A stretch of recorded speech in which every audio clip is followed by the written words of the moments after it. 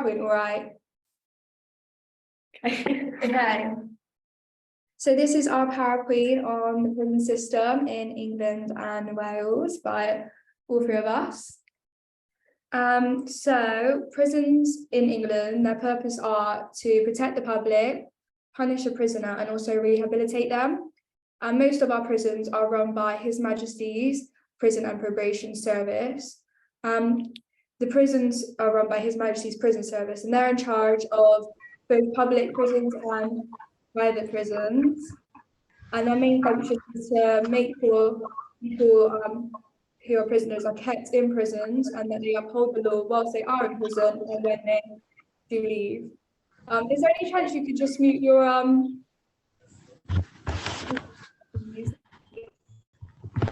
Thank you.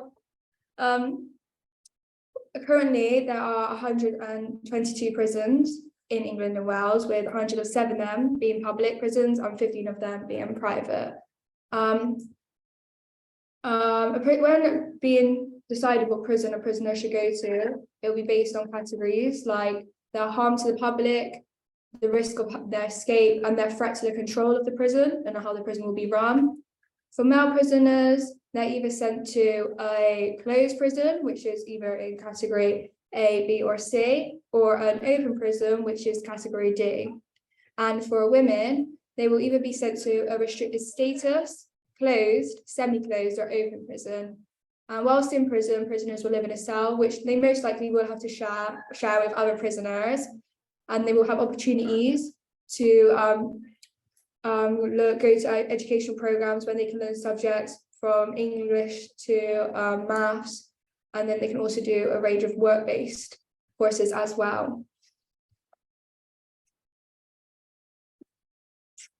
So in 1966, the Mountbatten Report introduced a 4-level system of classification of prisons.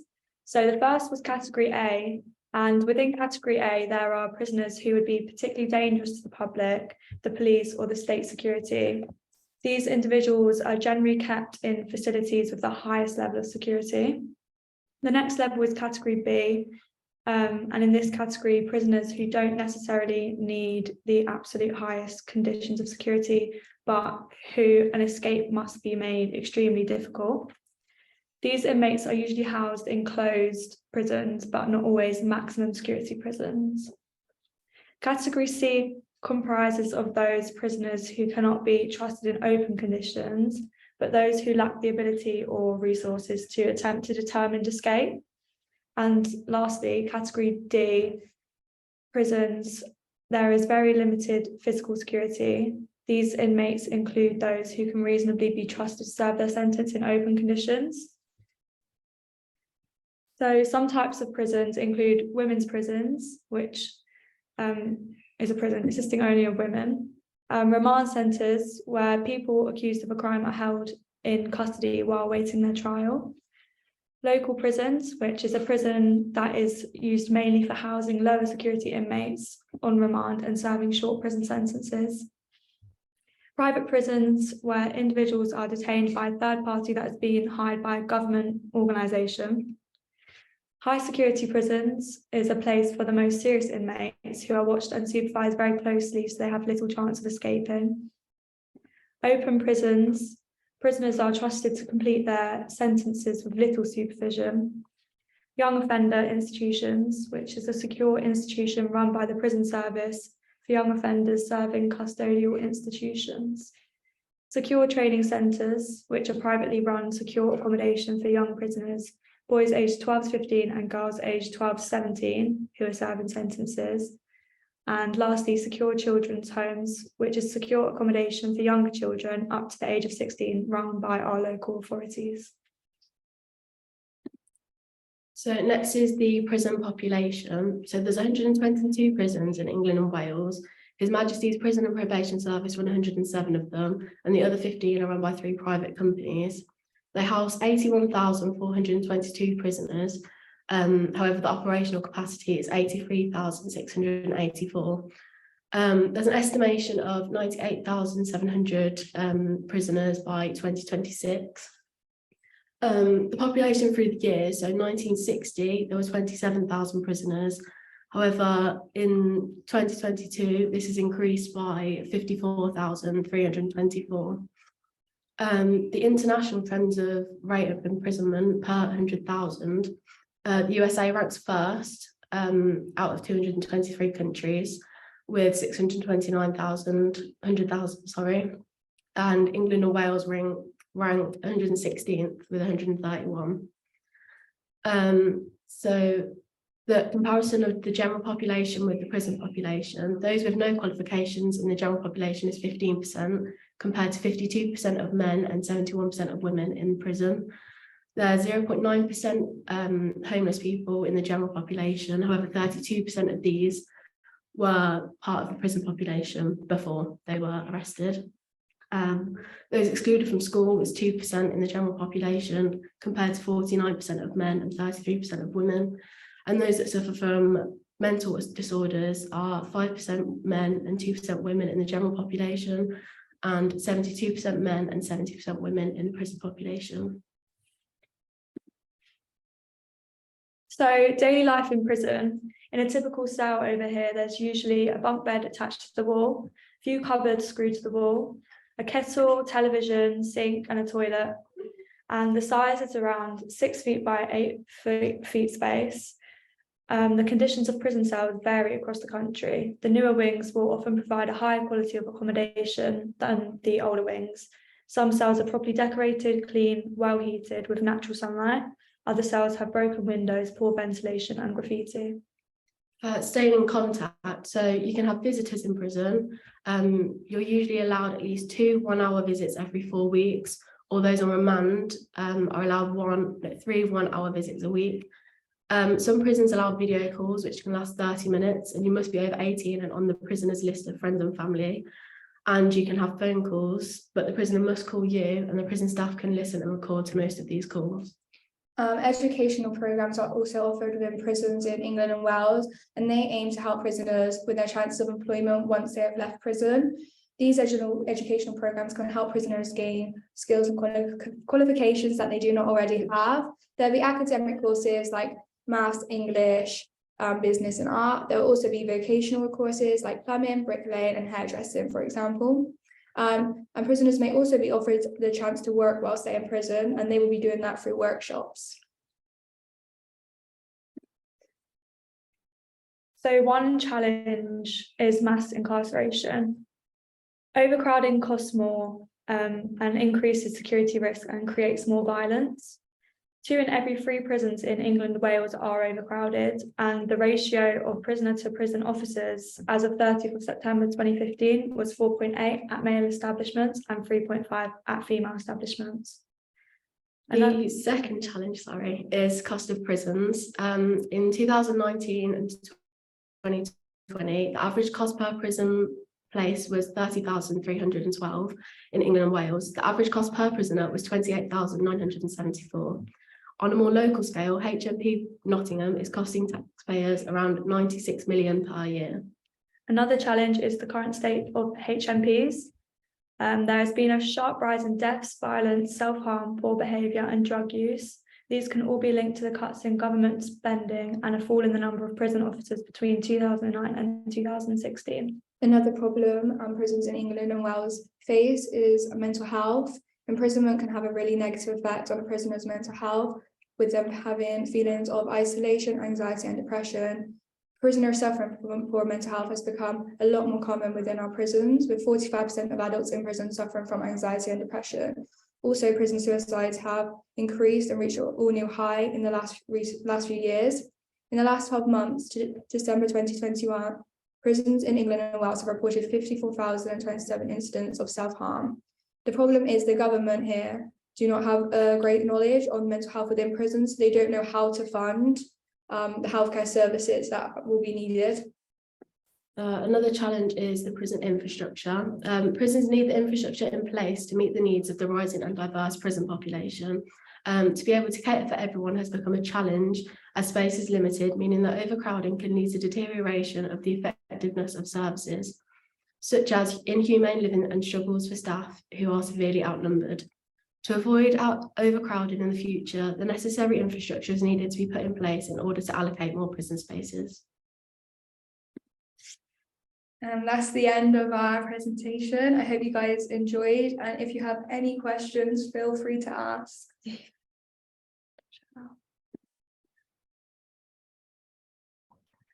So I have a question in regards, what are your thoughts as far as like the future of corrections in the UK? How do you, if you had the opportunity to change it, what would you change about it? Well, first, I think there needs to be more funding put into the prison service. So prisons, I think, need to change, like the cells, because they are very small, cramped. It's not a nice living space. I feel like when you look at models of prisons in countries like Norway, Norwegian models, I think it is, yeah, they're very much, they have such such low offending rates, and this because how I think a big part of it is how their prisons are like set out. And I feel like that's very different to the prisons we currently do have in England and Wales. And I think that is a thing that does need to change. Any other questions? Anybody else got any other questions for them? No? All right. Cool. Thank you. Thank You guys you. did great. Thanks. So do you want to end this meeting and start a new one for yours, or do you think we can fit it all into one? Let's try it. If not, what we could do is if the time limit pops up, we can actually leave the meeting and Yeah. then restart and Yeah. then start recording for wherever we were left off. Perfect. Okay. Okay. Meet Yeah, ourselves. meet ourselves.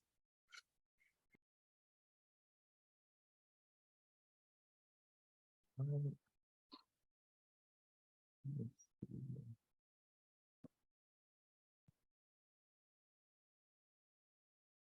right. When you can, I think on your side, if you go to my name and press on the three dots, you can give me the host.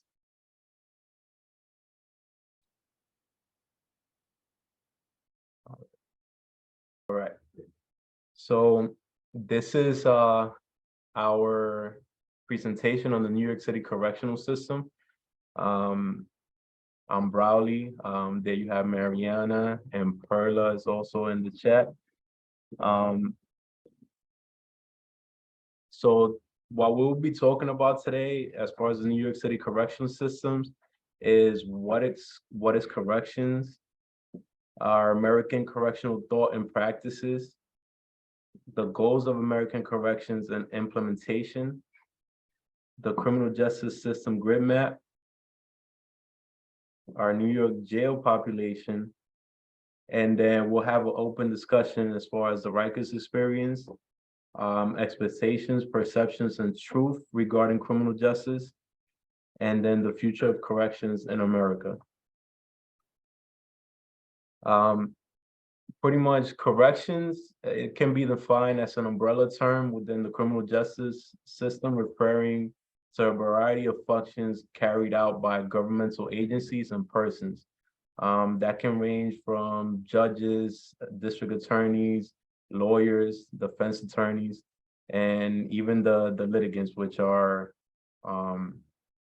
people who are considered offenders, and then other people who are actually bringing charges upon somebody else.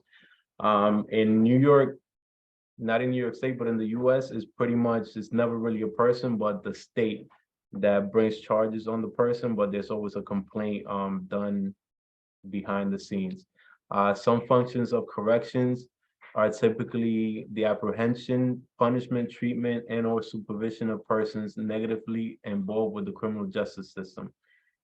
The correctional system is usually composed of intermediate sanctions, probations, jails, and prisons. And historically, the correctional systems have commonly encompassed the idea of retribution, deterrence, incapacitation, and rehabilitation of criminal behavior. Here we have, as far as the American correctional thought and practices, throughout the ages, as far as from the colonial era to our current crime control model, As you can see here, we have changed. We were based on the Anglican code, and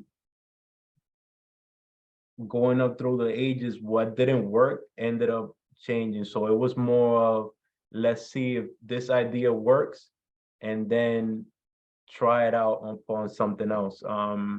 Eventually we came up with the creation of the penitentiary system, which was intended to isolate convicted persons from illicit societal influences.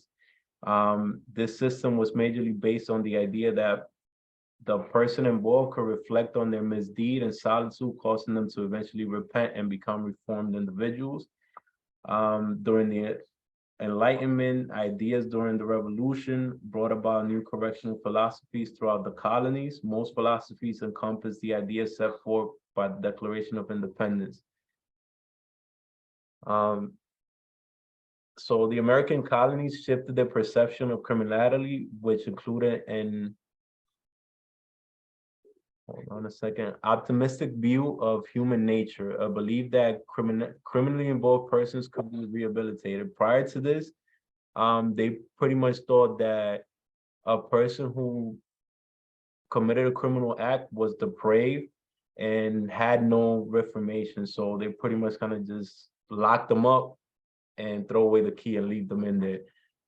The penitentiaries in Pennsylvania and New York became world famous as they attracted legislative attention within the US and foreign European observers. The goal of the Pennsylvania system was redemption through isolation, penance, contemplation, labor, and silence. In these jails or this system, inmates will be kept in their cells for most of their activities like Bible reading and working. So pretty much they wouldn't leave. They'll be in their cell.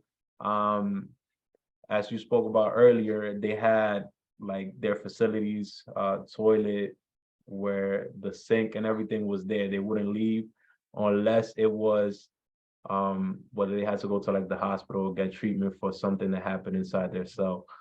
And then the New York system in Auburn was a congregate system, which pretty much was focused on redemption through strict discipline, obedience, labor, and silence. Inmates would sleep in their cells, but they would congregate to eat and work together. New York City itself still has that system, depending on the level of, so we're given levels of security when you come into the jail system.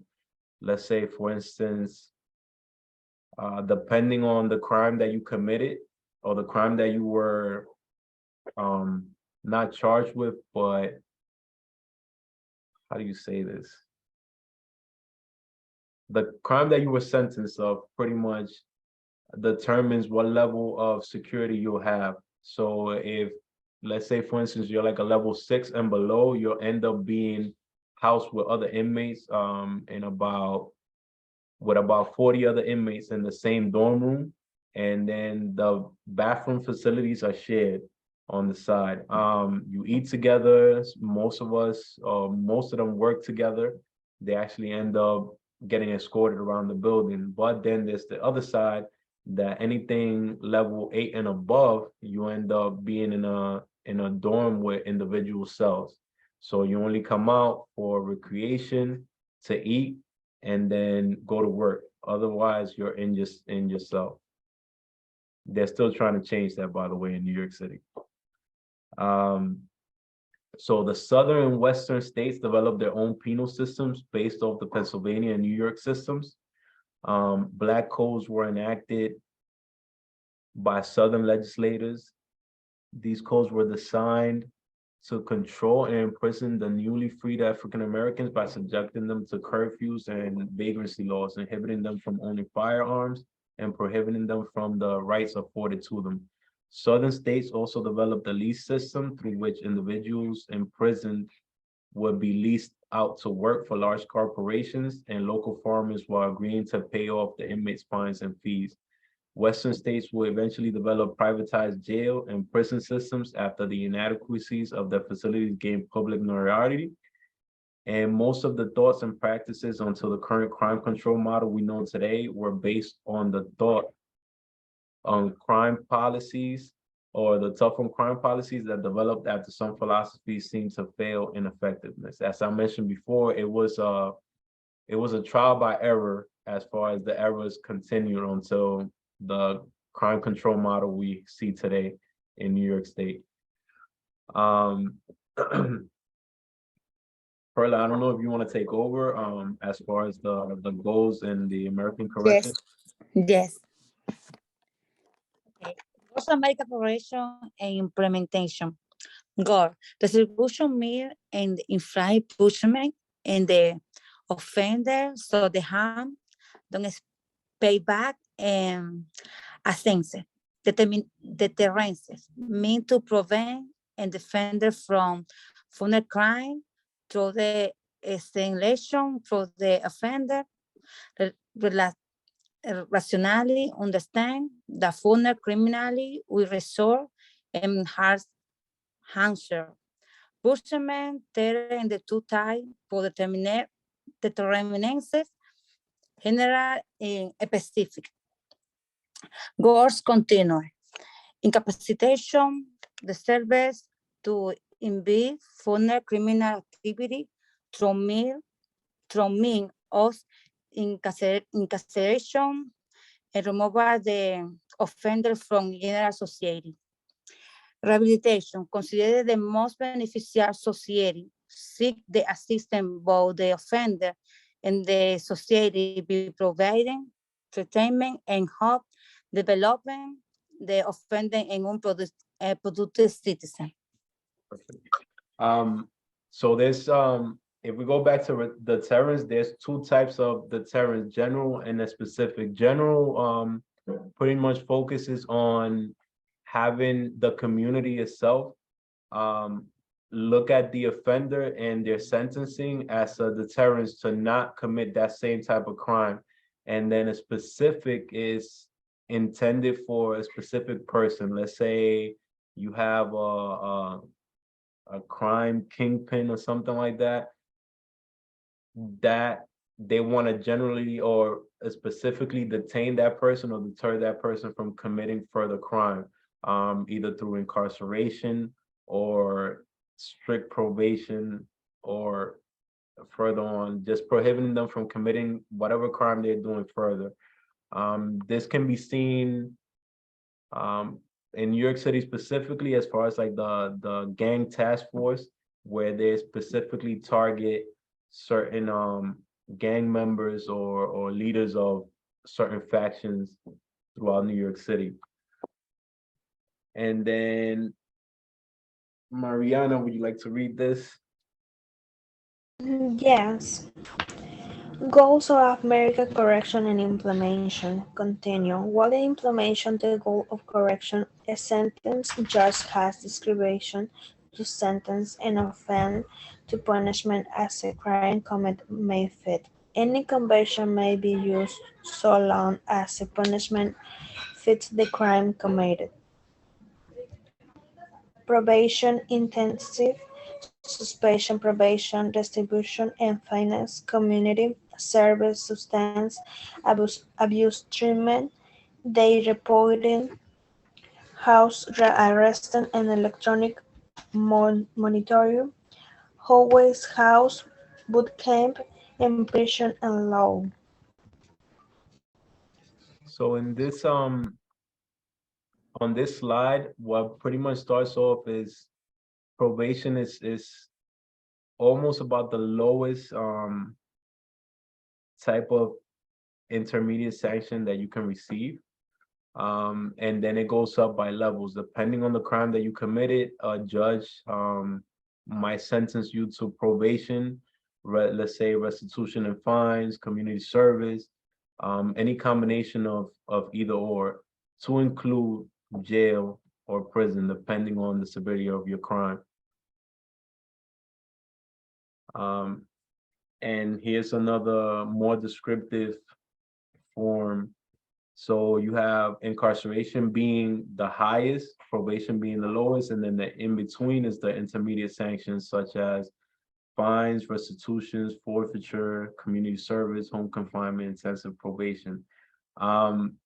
New York State doesn't have the death penalty anymore, but they are about, to my belief, I might be wrong because it's changed. There are, I believe, 11 states that still have the death penalty through execution. And then here we have a criminal justice system grid map. So from the time a crime is committed to when it's reported or served, then you have an investigation. Sometimes it could be adjudicated to be unsolved and there's no arrest, or there's an arrest made and the person is either found not, or there's not enough evidence to prosecute them, so they're released without prosecution. Much where we left off was on the arrest. So you could, on this arrest, you could either be prosecuted as a juvenile, and pretty much that gets adjudicated. Juveniles don't really get processed. You're just adjudicated as a youth criminal offender. So they try not to put you in a jail setting, but there are juvenile offender detention centers, specifically in New York City. One is named Spofford. I'm not sure how that works. I couldn't get access to that, to the Spofford system, because there are minors there. And then you have the next phase is the charges are filed. Pretty much this is where the ADA presents you with, or the judge presents you with the charges filed against you. You can either be released without prosecution, or you get an intake hearing, which comes back to either charges being filed or informal processing. You can waive the criminal court procedures and continue on. Then you also have diversion by law enforcement, prosecutor, or court, which is pretty much diversion programs. Let's say you can get released to a program for substance abuse if you get arrested for like abusing or being drunk and disorderly and whatnot. Then you also have, throughout your initial appearance, if you're unsuccessful in your diversional program, you go back to your initial appearance and pretty much either charges are dropped or dismissed, or you get charged with either a misdemeanor or felonies, depending on the level or of your crime. Preliminary hearings, you have bail hearings. As far as the New York state system, they changed their bail system. And I could possibly share that screen with you just so we could see it. This is the new, can you guys see it? All right, so this is the new bail reform law. It's the component. So basically money bail has been eliminated with two exceptions for sex offense misdemeanors and criminal contempt charges for order of protection violations in a domestic violence case. Remands have been eliminated. So for most, I'm not gonna say all, but most misdemeanor cases, being remanded to jail has been eliminated. Also non-violent felonies, both money bail and pretrial detentions have been eliminated. In New York State, most of the people in jail are either awaiting trial or have already been sentenced to a misdemeanor. So they're doing 364 days or less in jail. So they will stay housed in jail. From personal experience, I could tell you that there's also, unfortunately, the system is not perfect. So let's say if you commit a felony, but your felony only warrants for you to be incarcerated for a year, they only send you upstate to get a number. So they send you to a prison to get a number and then bring you back down to jail for you to complete the rest of your time in the jail setting. It's good because it keeps your family around. They're able to visit you, but then at the same time, that's the reason why most or the city jail that we have, which is Rikers Island, and the boat is also overcrowded at the time. But we're working on that. There's money, bail, and detention for violent felonies. And judges are required to consider financial resources when setting bail. In the past, it didn't matter whether you were earning $23,000 a year and whatnot, you could still possibly get like a $75,000 bail, and you wouldn't be able to meet that. So you would stay in jail. And judges are encouraged to release defendants while their cases are pending. It flows on the discretion of the judge. All right. Back to our slides. To continue, then after you're either charged with a misdemeanor or felony, or you go into the juvenile detention system, your case could be adjudicated through arraignment. You can have your charges again dismissed, or you can plead guilty or continue to trial, whether it's a felony or a misdemeanor. Most of the cases in New York State always end up in a plea agreement. So either there's always going to be a reduction in charge, and then you plead guilty and you get convicted and go through the sentencing phase, and the sanctions are applied. You can always appeal if, for instance, you go to trial and you lose your trial, you can always appeal. Then you can always end up on probation, have your probation revoked. Then intermediate sanctions are applied. And that's most of the time. This is where the revolving door in New York State happens. The standards of probation usually are a little bit intrusive, and it causes people to end up back in the jail system.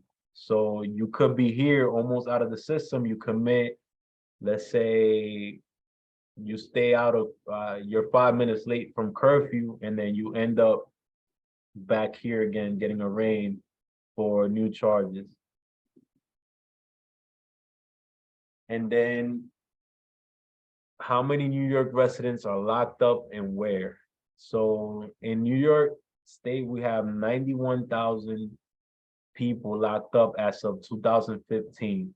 These numbers could have become lower. We don't have any new information as of yet. But in state prisons, there are about 50,000 people. Local jails have about 27,000 people. We're not going to talk about federal prisons, but there's 11,000 people in federal prisons, and then you have about 1,400 youth in either jail or detention, and then you have involuntary commitment of 1,100 people. Now, 1 in every 3 people behind bars is in jail, and most, they haven't yet to be tried for court. So once again, this is where the problem with mass incarceration is in the United States. Because it takes so long to the adjudication process of cases takes so long, we have people who are not able to meet bail in jail. And, you know, whether it's the crimes could be violent, property crimes, you have drug offenders, public order complaints, and other not convicted individuals. Then you also have 103,000 convicted individuals, which makes up the entire portion of 658,000. Now, in pretrial detention, which is pretty much before you go to trial, or before you make any adjudication processes, in our local jails in the US, we have about 445,000 people as of 2015. I think the same, jails are not the only places for detaining people. The federal government authorities detain another 88,000 people. So you have things like ICE, people awaiting psychiatric evaluations, and then Indian County detainees. So now is the chance to have open discussion and questions. We're going to speak about the Rikers experience. Me personally, I was in Rikers for 2 years.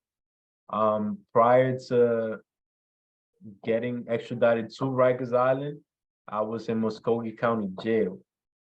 So I've experienced the being in a little room, shared by like 4 different people with 2 bunk beds, open toilet, and all this stuff, and it's not a good experience. And then you get to Rikers, where it's the congregate system in New York City, and you get to go out to work, you get picked up by the guard, you go to it's I don't think it's necessarily that bad as they try to make it, but there's also the thing of you have to be tough. If you're not tough while you're in there, it's almost like you're gonna get stepped on. You're gonna get your, the money that your family puts into your book stolen. You're not gonna be able to use the phone. So you have to fight to the point even for your food. So that's where I think the realization of Rikers turns bad. And I think in the jail system, period. So it's almost like there is no chance for you to go to jail and actually change, because you have to continue, having to commit crimes in order to survive in there. If not, you're gonna just get pushed to the side and end up doing things you don't want to. I think our expectations of what the criminal justice system is supposed to be, and the perception and the truth are 3 completely different things. We're presented with this idealism that people go to jail or prison in order to change, but the reality is that the atmosphere that the inmates are in, and to include the guards, creates this atmosphere where it's a survival method. So people always turn to continue crime while they're incarcerated in order to survive while they're in there. And then the future of corrections in America, right now we're looking at the changes where I think the jails are gonna be in the house. We're looking at people getting home monitoring. They're being put on probation, so you're pretty much just locked up, but you're home. There are people that they can't go outside of their house. They have to stay home. They can't even go to the corner store. If not, they commit a violation and they go to jail. So then again, get put right back in the house. Plus, they charge you for this. You have to pay a monthly fee in order to stay at home technically. So that's where the money comes into play. Let me see. I know I had something in regards to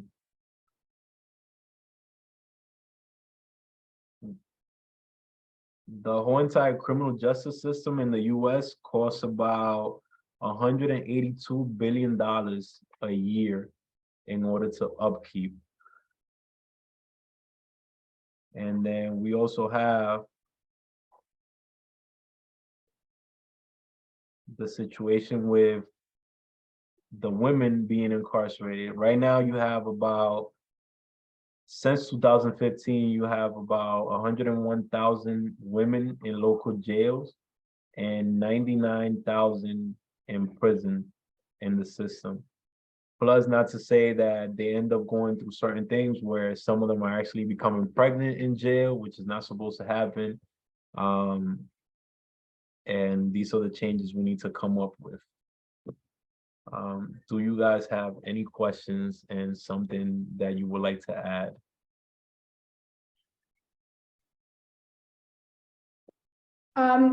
I don't actually understand, what is the Rikers experience? If you could just go into a bit more information about that, please.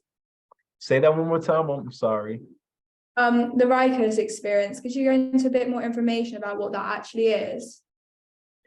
So in terms, is the way the system is. While I was in there, I spoken to some guards that I got close with, and we ended up speaking about how in the past and even now still, Rikers pretty much ends up making you want to commit more crimes. For instance, they're used to people fighting, they're used to people wanting to actually defend themselves, fight for a phone, fight for the food. You pretty much have to fight for almost everything while you're in there. So being in that atmosphere doesn't quite make you receptive to the fact that you're going home someday. And when you come home, you're a lot more violent because you went through that. Even from my experience, 2 years was horrible, and I still have to go through, I would say, see a psychologist and stuff like that just to get my emotions in order. When I first came out, I was a lot angry at the public in general. I didn't want to be around people. I would constantly stay home. And I just didn't want to deal with anything. And any little thing would just get me angry to the point where it could have been the simplest altercation with somebody, but that turned into an explosion. And it's like, all right, we're just gonna fight about it because we don't have to speak. In Rikers, there is really no speaking. Of course, there's programs, there's the jobs that you can go to school, you can, do a whole bunch of things, but that's what's presented to people who are not in the jail system. Whoever's in there, you have to fight for these things. And it's like, there's always the bureaucracy always makes it so that you don't get to have those privileges, because the thought in America is that if you go to jail, you have to suffer, and you go to jail to suffer.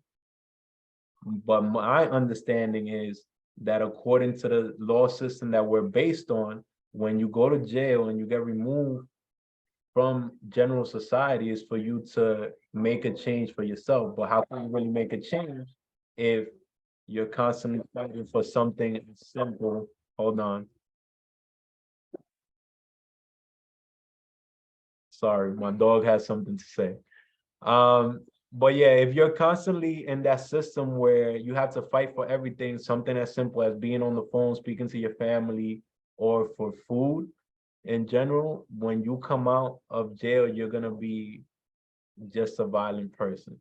And the rights that you think you had when you come out and you're supposedly free, you're gonna want to fight for, because we live in a system where if you're tagged that you went to jail, that's where you're at. You cannot progress. You cannot have certain jobs. You cannot, live in certain places.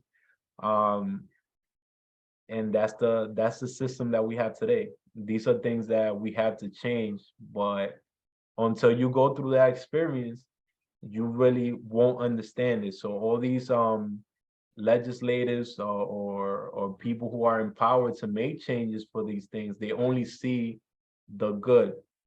For instance, we've had the mayor at one point in 2019 visit Rikers Island, and automatically you have all the guards put away, the most violent individuals. Everything is clean. There's no graffiti. The mayor gets routed to the best dorms. So pretty much where people who are really not violent are. So he sees, oh, Rikers is working. So nothing really changes. And it's the culture. That's the culture of Rikers, right? That's why I said they're building 4 new jails in order to get rid of Rikers in the boroughs of New York City. So the Bronx, Queens, Manhattan, and Brooklyn. But if you don't change that culture, you're gonna have 4 mini Rikers Island in the 4 boroughs. And that's what I meant by the Rikers experience. Thank you. Any other questions?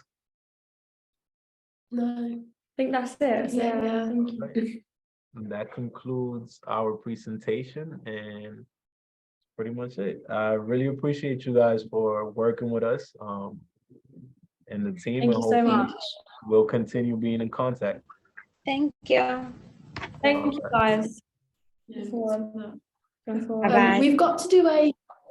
We gotta do it. Do it on here. We have to do it live We have to do it with. them. Not with them. So Yeah.